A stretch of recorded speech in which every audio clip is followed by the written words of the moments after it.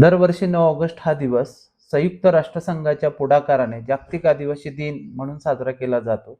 या दिवसामागचा उद्देश फक्त नृत्य, वेशभूषा किंवा सांस्कृतिक कार्यक्रम नसून जगभरातील आदिवासी समाजाच्या मानवी हक्कांचे संरक्षण, त्यांच्या जमिनीवरील अधिकार, भाषा, संस्कृती, पारंपरिक ज्ञान आणि विकासातील समान सहभाग यासाठी जागतिक पातळीवर जनजागृती करणे हा आहे. परंतु आज अनेक ठिकाणी या दिवसाचे स्वरूप बदलताना दिसते. डीजे, मिरवणुका आणि नृत्य यापुरताच हा दिवस मर्यादित राहिल्यास त्यामागील मूलभूत विचार हरवण्याचा धोका आहे.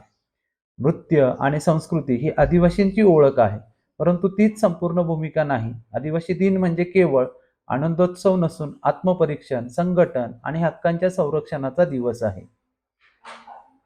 आज आदिवासी समाजासमोर अनेक गंभीर आव्हाने उभी आहेत.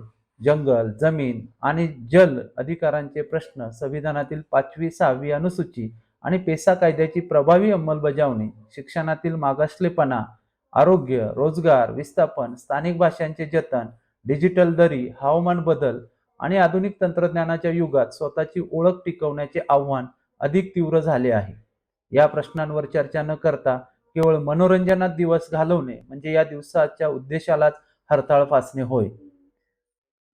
संयुक्त राष्ट्रसंघाचा संदेश स्पष्ट आहे. आदिवासी समाज हा विकासाचा केवळ लाभार्थी नसून विकासाचा समान भागीदार आहे. त्याच्या संमतीशिवाय त्याच्या जीवनावर परिणाम करणारे निर्णय होऊ नयेत. त्यांच्या पारंपरिक ज्ञानाचा सन्मान व्हावा आणि त्यांचे मानवी हक्क अबाधित राहावेत. म्हणूनच जागतिक आदिवासी दिन हा संविधानिक हक्क, सामाजिक न्याय आणि सांस्कृतिक स्वाभिमान यांचा दिवस आहे. आज गरज आहे की डीजेच्या आवाजापेक्षा विचारांच्या आवाजाची, नृत्याबरोबर संवाद, सांस्कृतिक कार्यक्रमाबरोबर परिसंवाद, मिरवणुकीबरोबर संविधानाचे वाचन आणि उत्सवाबरोबरच त्या ठिकाणी आज आपण विद्यार्थी, महिला, शेतकरी व युवक यांच्या प्रश्नांवर ठोस चर्चा करण्याची आज गरज आहे.